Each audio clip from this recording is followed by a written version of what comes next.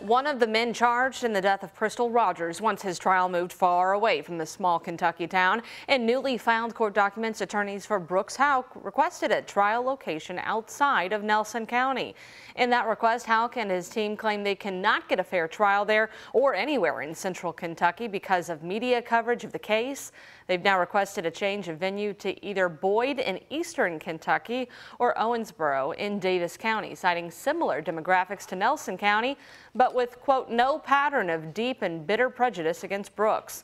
Houck is charged along with two other men, that's Steve and Joseph Lawson, in connection to Rogers' murder.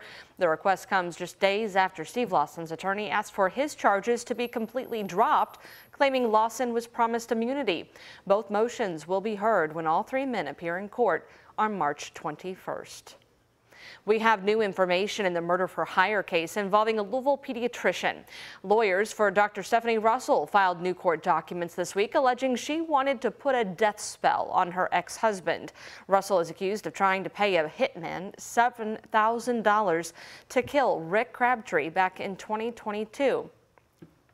She used the code word Christmas flowers in text messages to refer to the hit, according to court documents. Well, that hitman turned out to be an undercover FBI agent.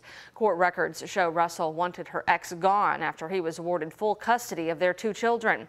She claims he was abusing her kids, and records show she messaged a woman who described herself as a spiritual healer on the WhatsApp, asking for help to kill the man using supernatural means. Russell's defense team filed these documents to show Miss Russell's state of mind. Her trial is scheduled for April 22nd. Cafe 360 on Bardstown Road Bar is voluntarily giving up its extended liquor license for 6 months.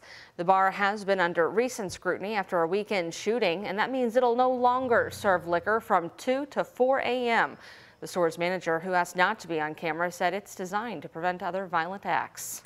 The business is pretty tough, but I have to make some strong decisions just to safeguard my neighborhood. Sunday's shooting at Cafe 360 brought more attention to an ordinance that gives Metro's alcohol beverage control the power to suspend liquor licenses. It passed out of committee 2 days ago and is awaiting on a vote from the full Metro Council.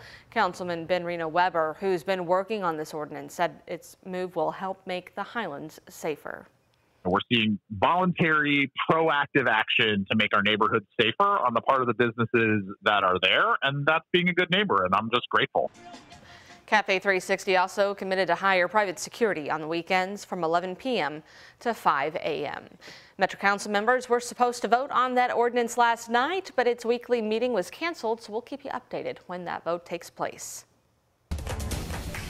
We have recently seen performances that historically have been in the adult entertainment space, but yet have now moved into the public sector and advertised for all ages, specifically for children. A Senate bill targeting adult entertainment businesses is moving forward in Frankfort. Senate Bill 147 aims to keep these businesses from being within a block of schools, churches, and parks. Originally, a portion of it targeted adult cabaret shows, which included drag. However, that word has since been removed. While supporters say the bill focuses on protecting children, opponents say they're concerned the bill may violate free speech rights. Just going through some of the constitutional history, the challenges that have been seen in so many other similar states, whether it's Tennessee, Florida, Montana, Texas, has cost their states lots of money and has otherwise been upheld as unconstitutional or been held up in federal court. That measure has passed the Kentucky Senate and moves now on to the House. Grayson County Police are issuing a warning about a recent jury duty scam. Scammers posing as law enforcement and falsely claiming you've missed your court appearance.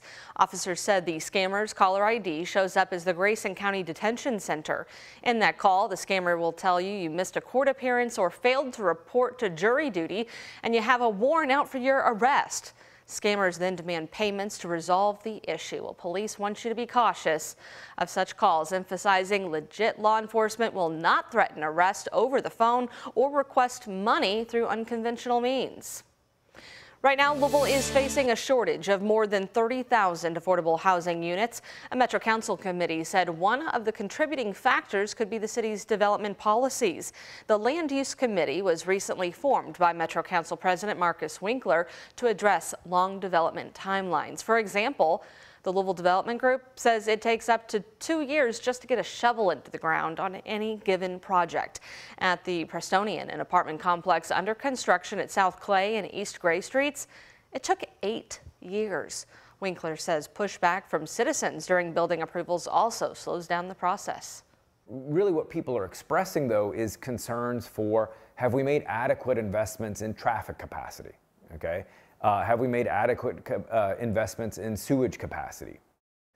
Already, the Land Use Committee is considering a focus on middle housing, which is 3 to 6 homes in the same building, and changing to zoning. They meet again March 21st. Goodbye scaffolding. Today, a look at the final restoration updates inside the Louisville Water Tower. It's home to the original pumping station #1, and that's where the Waterworks Museum is located. Restorations to preserve the landmark began in 2022. And since then, officials say they were able to take the outside of the facilities down to their original woodwork and give some fresh coats of paint all around the facility. This is the nation's oldest standing ornamental water tower, built in 1860. The pumping station will reopen for events, rentals, and field trips pretty soon, and officials want you to come check it out to learn more about the water going through your homes. Louisville is so lucky to have one of the highest quality drinking water entities in the United States, and it's important that you know the story of your drinking water. So whether you're a science geek, a history geek, whether you're just curious what these white buildings are on the Ohio River, this is a place for you to not only learn Louisville's history, but learn the story of what's in your glass of water. Just last month, 10 statues were returned to their home around the tower after being removed in 2020 during the restorations. The water tower will open to the public next month.